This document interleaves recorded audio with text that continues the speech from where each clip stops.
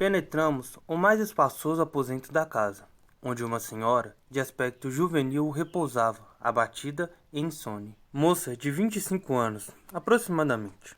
Mostrava no semblante torturado harmoniosa beleza.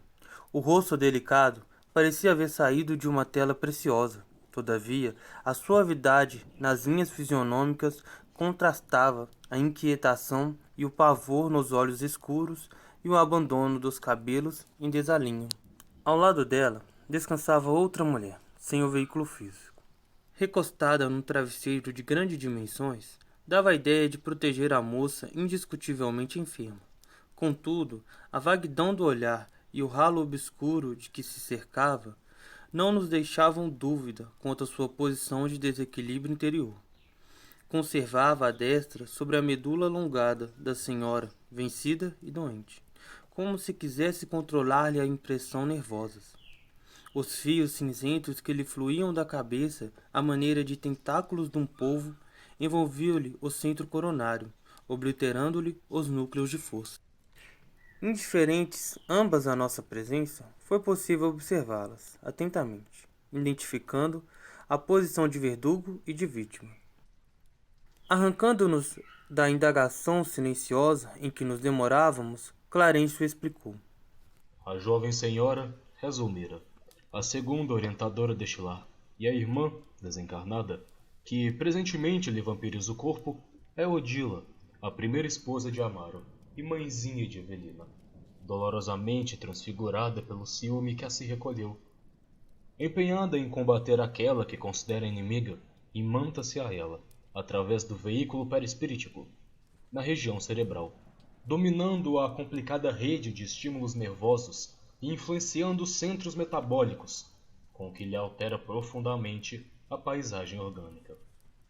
Mas por que não há reação por parte da perseguida? Porque Zulmira, a nossa amiga encarnada, caiu no mesmo padrão vibratório. Ela também se devotou ao marido com egoísmo avilante.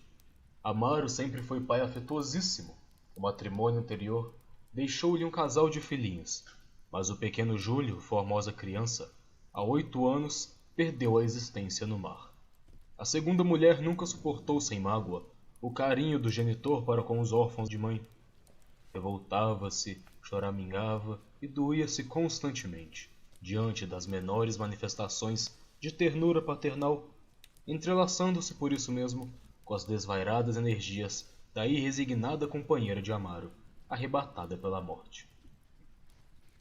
Em suas preocupações doentias, Zulmira chegou a desejar a morte de uma das crianças. Pretendia possuir o coração do homem amado com absoluto exclusivismo. E, como as atenções de Amaro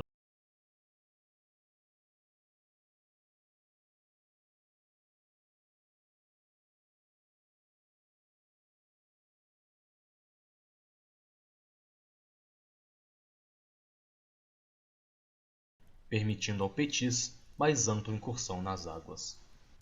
O objetivo foi atingido. Uma onda rápida surpreendeu o miúdo banhista, arrojando-o ao fundo. Incapaz de reequilibrar-se, Júlio voltou, cadaverizado à superfície. O sofrimento familiar foi enorme. O ferroviário sentiu-se psiquicamente distanciado da segunda esposa, classificando-a como relaxada e cruel com os filhinhos. Zulmira, a seu turno, acabrunhada com o acontecimento e guardando consigo a responsabilidade indireta pelo desastre havido, caiu obsidiada ante a influência perniciosa da rival que a subjugava no plano invisível. O sentimento de culpa é sempre um colapso da consciência, e através dele sombrias forças se insinuam. Zulmira, pelo remorso destrutivo, tombou no mesmo nível emocional de Odila, e ambas se digladiam num conflito de morte, inacessível aos olhos humanos comuns. É um caso em que a medicina terrestre não consegue interferência. Calou-se o ministro, qual se nos registrasse a presença por intuição. Odila movimentou-se e, agarrando a pobre senhora com mais força, gritou. Ninguém a libertará. Sua infeliz mãe espoliada obrigada. Farei justiça por minhas próprias mãos. E contemplando a enferma, com expressão terrível, acrescentou: Assassina! Assassina! Mataste meu filhinho. Morrerás também. A doente abriu desmesuradamente os olhos. Extrema palidez cobriu-lhe a face.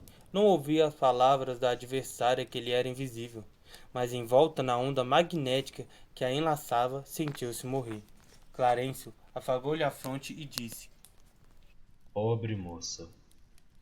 Hilário e eu, instintivamente, abeiramos-nos de Odila para afastá-la com a presteza possível, mas o instrutor generoso deteve-nos com um gesto advertindo: A violência não ajuda. As duas se encontram ligadas uma à outra. Separá-las à força seria a dilaceração de consequências imprevisíveis.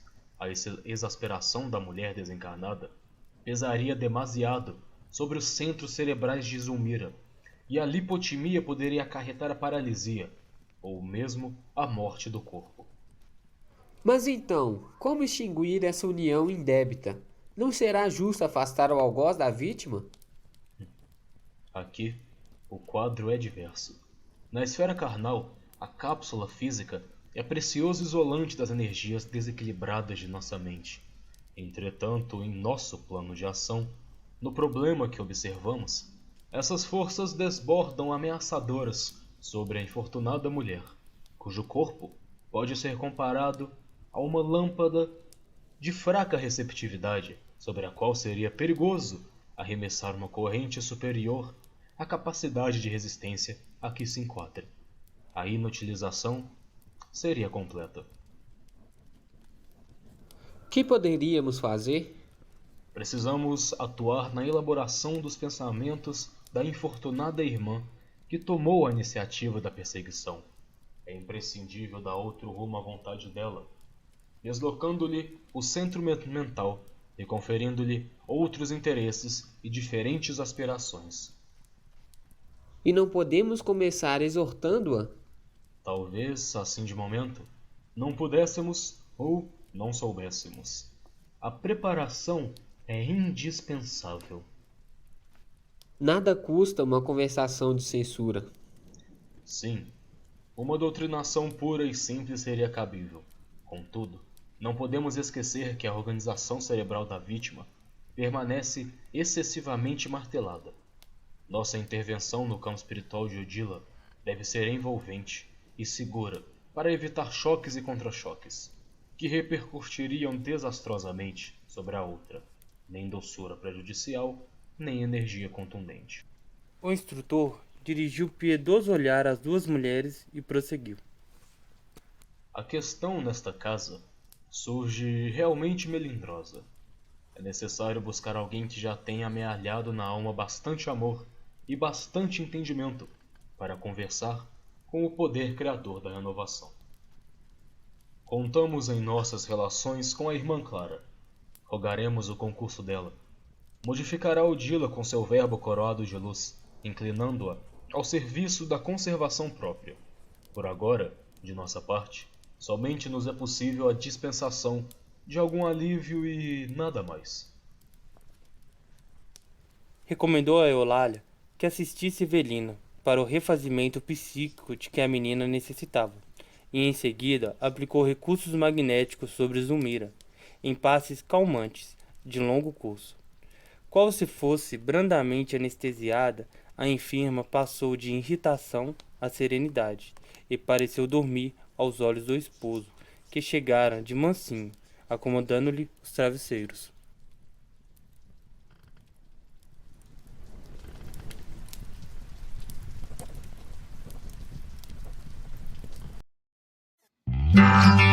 Comissão de Artes Regional Nordeste, Comissão de Artes.